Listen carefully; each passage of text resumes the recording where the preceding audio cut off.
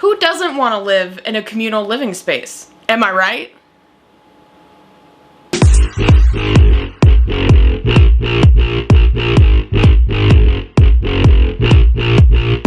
Hey guys, Melinda here. Welcome back to my movie and TV reviews. This week I am going to be reviewing the Freeform original TV series, Good Trouble. For those of you who are unaware, Freeform is the rebrand of ABC Family, which is kind of what I grew up on. So originally, an ABC Family original TV show that I watched growing up as a kid was called The Fosters. That was a show about a family coming together, fostering kids that are in the system, and that's a whole other package deal that I'm not prepared to get into. So that show existed when I was in my teenagehood, so I don't know, roughly 10 years ago. After that is when ABC Family went through the rebranding. They became Freeform, so that's why it is now a Freeform original TV series. And The Fosters created this sequel spin-off series called Good Trouble. We are following two of the main characters from The Fosters. We have Mariana and Callie, two foster sisters that are just like really close, like best friends basically. And so it's many years in the future from The Fosters, and we are now following Mariana and Callie, freshly graduated out of college, and they're moving to Los Angeles to be on their own, to kind of grow as adults, experience life, and to also join the industries with which they have just got their degrees from. Just to give you guys a brief summary of what this show is about without giving spoilers, because obviously there's a lot of episodes, there's a lot of seasons, a lot happens, and every season there's something new. Basically, the main premise, all you need to know, is that Mariana and Callie move into this communal living theater place called the Coterie, and we are introduced to a whole bunch of new characters. We get to follow every single one of those characters and hear their story, follow what's going on with their lives, so it's really fun. It's nice to see a dynamic of both these original characters that we're already familiar with, and then introducing these new characters as well. Let me go over some of the specifics before really diving into it. So, like I mentioned, Freeform original TV series. It is streaming on Hulu right now if you guys want to go check it out. There are 4 seasons right now. I guess I should say 3.5, because season 4, only part 1 is available right now. Part 2 actually airs here in a couple weeks. So there's roughly about 3.5 seasons on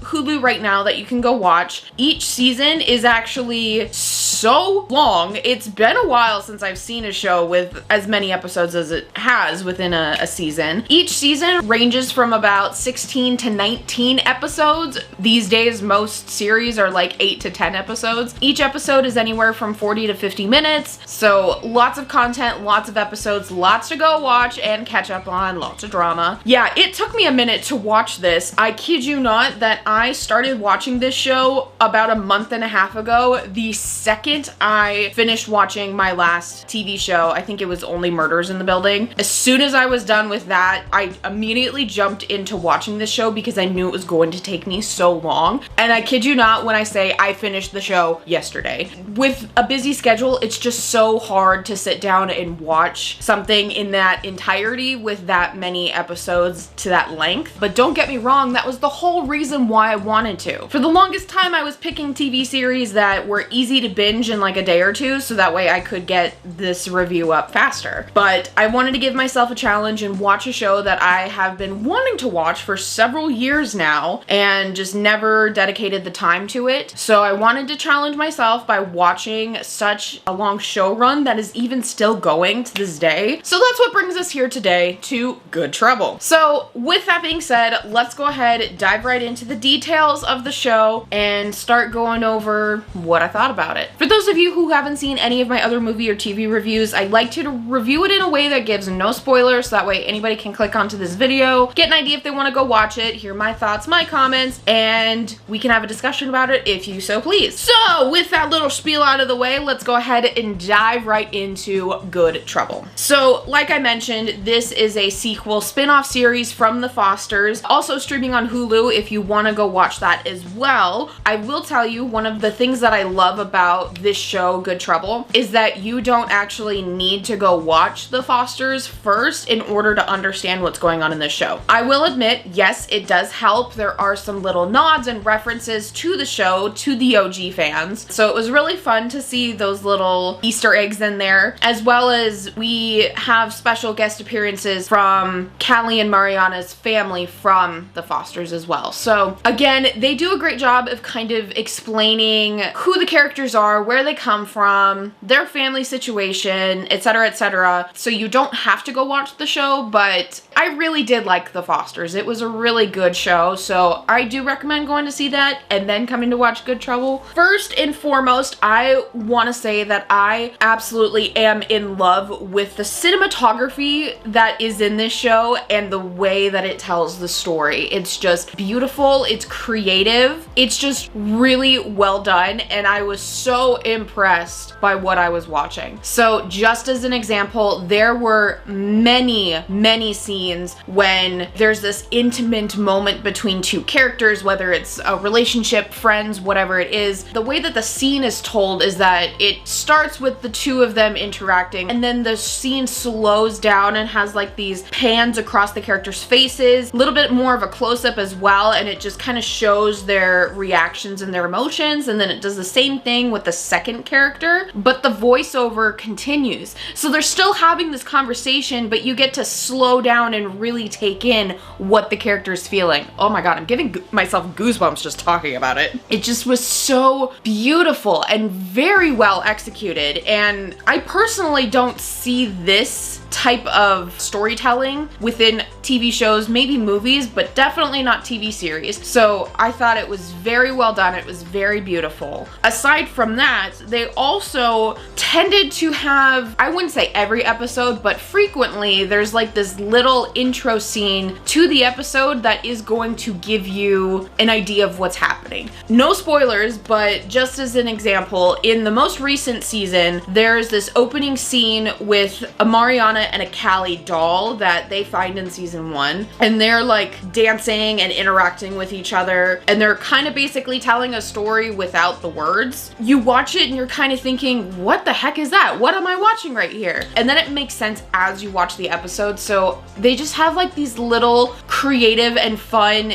intros to the episodes to give you a taste of what's to come without actually telling you what's to come. So it was amazing. I love how creative the storytelling was, and was intrigued every time we got to see something new. One of the biggest issues that I think I had with this show, which I can't be too mad because every show on the planet does this. I guess I was just so connected to these characters that it hit me harder. There were so many characters that were added very late into the series, and then characters that just disappeared. They were no longer part of the series, and that bums me out, man. It just, Raj, who plays a co-worker of Mariana, we get a story between the two of them, and he just kind of disappears after season 2, and I hate that. Like, I felt like they could have had so much more story. You could have so much more drama between them.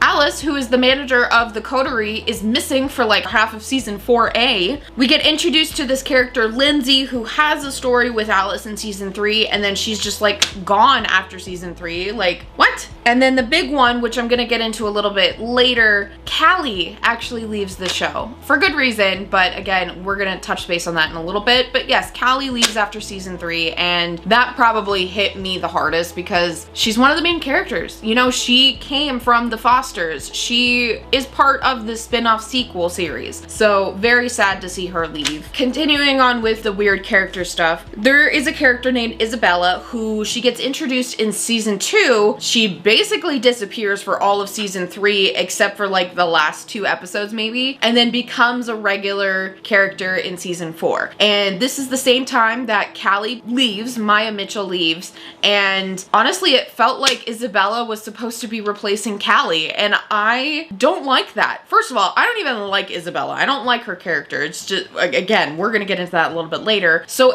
I don't like the idea that it feels like they're trying to replace Callie with Isabella. Like, they make her a really prime character character and focused a lot on her story in season 4. So there's also the addition of Joaquin, who moves into the coterie for season 4A, which I can't give too much to say about it, obviously, because we've only seen him for half a season. But I don't know, something just seems off. Something doesn't feel right. I don't know if it's because I don't like how late he's getting introduced to this show and then really jumps into like all the drama with everybody living at the coterie. So I don't know. Okay, so we're gonna talk about Moira Mitchell for a second. She obviously has been working on this show with this character for a good chunk of her life. Like, she was on The Fosters, I think they had 5 seasons, and then coming to Good Trouble for 3.5 seasons. That's basically 10 years, I think, of her life almost. She's Australian, she's from Australia, and the pandemic hit and it really affected her. She wasn't allowed to leave the country to go see her family for 2 years. That's awful. I couldn't even imagine. I struggled with my family being like 3 states away. It was hard.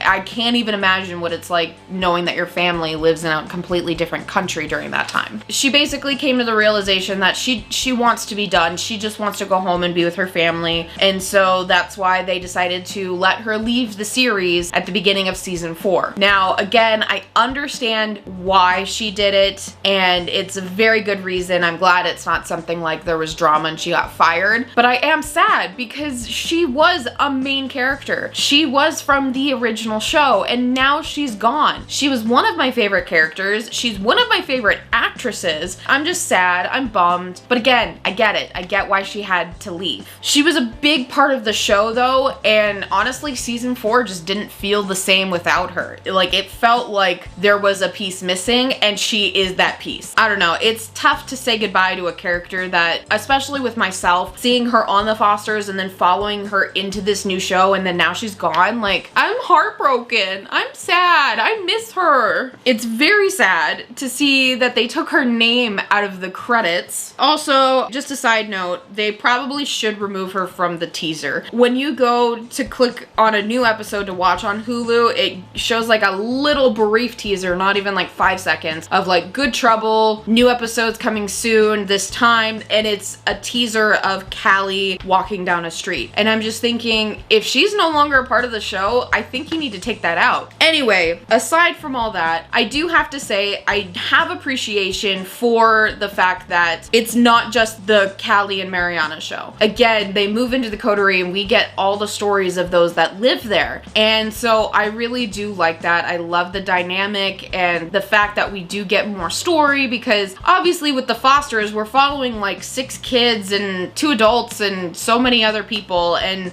so when you follow 2 of them, it can't just be primarily focused on them. So I love the characters that they have and the stories that they follow. It's so diverse and informative and just very well done. Coming back to Isabella. Again, no spoilers, but in season 2, she is pegged and built up to be a crazy / psychotic character. So we see that in season 2. Again, she disappears for all of season 3 except for like the last 2 episodes, and then she's reintroduced and then becomes a regular in season 4. But now in season 4, she's like an angel. She's like the nicest person you'll ever meet. And they like completely ignored the fact that she was built up to be this crazy character in season 2. And I'm just thinking, did the writers forget that this happened? I surely didn't. I don't know. Again, we're only halfway through season 4. I don't know if they'll bring it back. They'll touch base on it, but I was very bothered by it because, you know, they did that with other characters, which again, I'll get into here in a minute, but especially with Isabella, nothing sat right with me from the beginning. So the fact that we're not discussing it is infuriating. And along that line, there's another character like that, Sumi, who is Alice's ex-girlfriend. Lots of drama story there, but basically in season 1, when we're introduced to her, she is built up to be a very selfish, self-absorbed, kind of ditzy character. And then now in season 4, she's like a normal human being that has compassion for people. Don't get me wrong, people can change, but it was like flipping a light switch and it just didn't make sense and it just seemed off-putting, and also didn't like that at all. I have a lot of issues with the characters. It felt like it was unrealistic and uncharacteristic for her. And then Kelly, who we see maybe 4 times throughout the first 2 seasons, and then really starts to pop up regularly in season 3 and is kind of a regular character now in season 4. And she is just like terrible. Like, she has comedic elements and she has a very don't care attitude. But my thing is that I didn't like how we barely got introduced to her, like just this random person that lives at the coterie, and never got to see her story. But then now she's like a regular character. Again, it didn't transition well. It didn't flow smoothly. It just was weird to introduce her like that. I just wish we would have seen her more in the first 2 seasons. Taking a break from characters and talking about some other things. I love the fact that this show covers so many controversial topics, including police shootings, Black Lives Matter, body positivity issues, a murder trial case, being gay, being bisexual, being in a polyamorous relationship, being homeless, racism, sexism, etc., etc. The list just goes on and on and on and keeps expanding as the show progresses. So I just love that they touch base on all of these major issues and actually talk about it, because most shows and movies don't want to touch on it because they don't want to be offensive. They don't want to start that conversation, essentially. But that's the whole point, especially with the Fosters. That's where it started to have these tough conversations. And then now to see it even flourish more in Good Trouble is just amazing. And again, very, very well executed. The body positivity issues. So there's this one character, Davia, who in season 1, she's a heavier girl. She's a plus size girl. Her whole shtick, her character is promoting that she is like kind of a body positivity model. Like, she has a following on her social medias about the fact that she is so confident and comfortable in her own skin. And I was like, yes, queen, go for it. I'm here for it. I support you 1000%.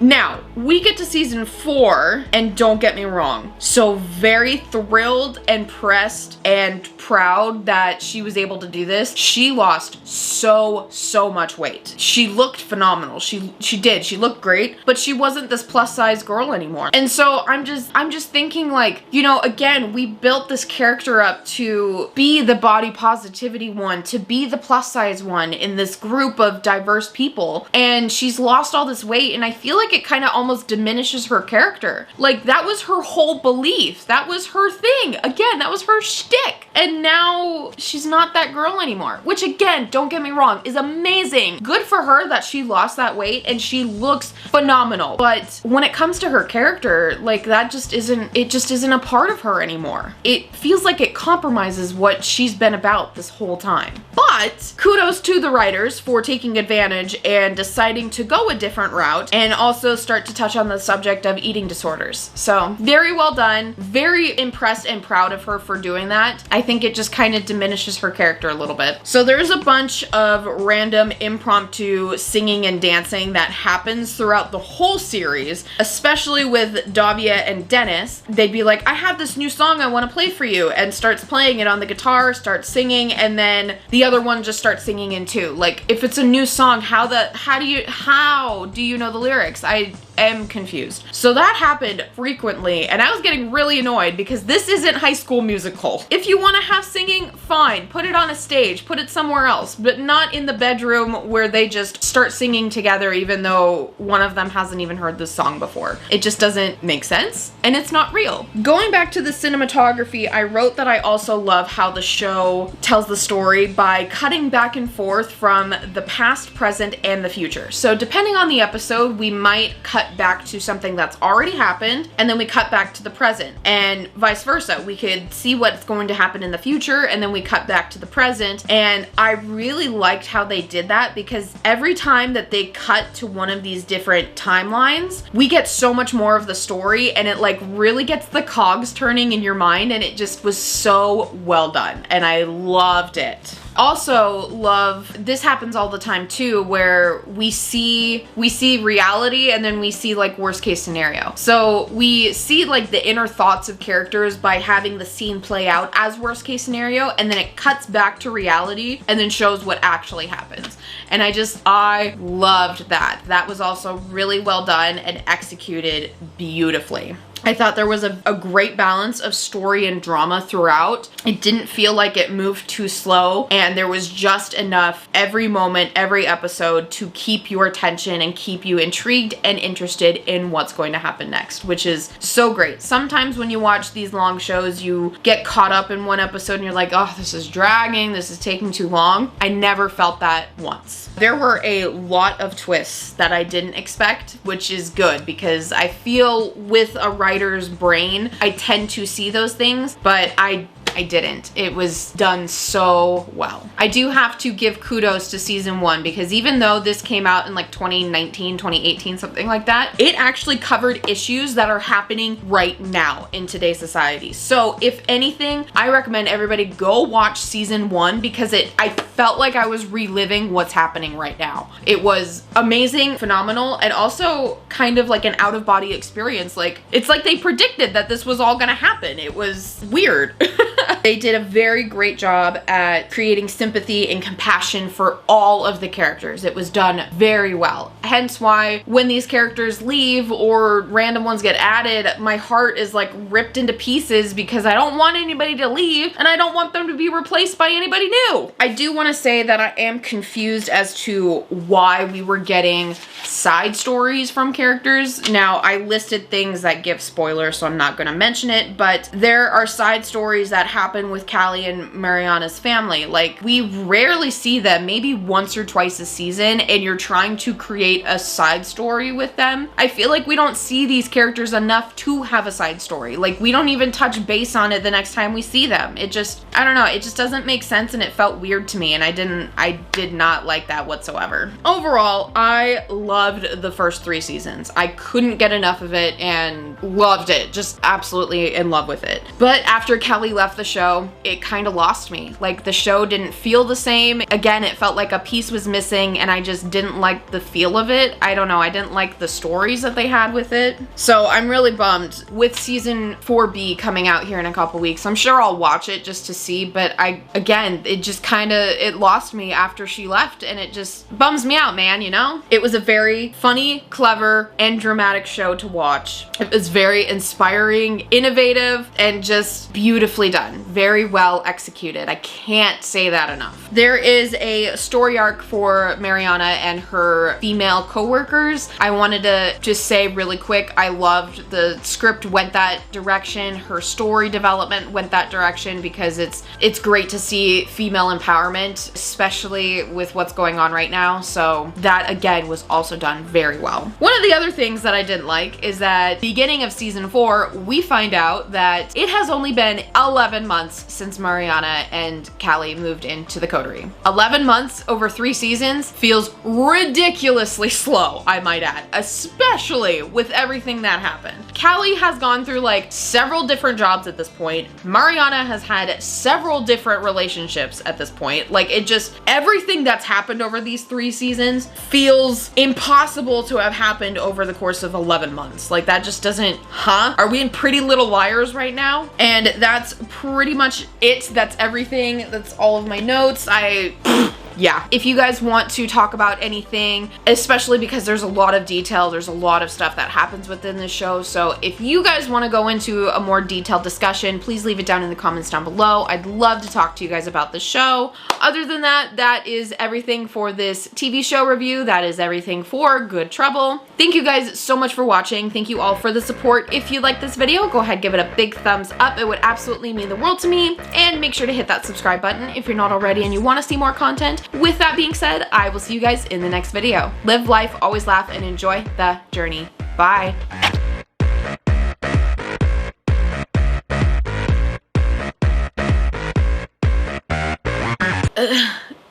Buffering.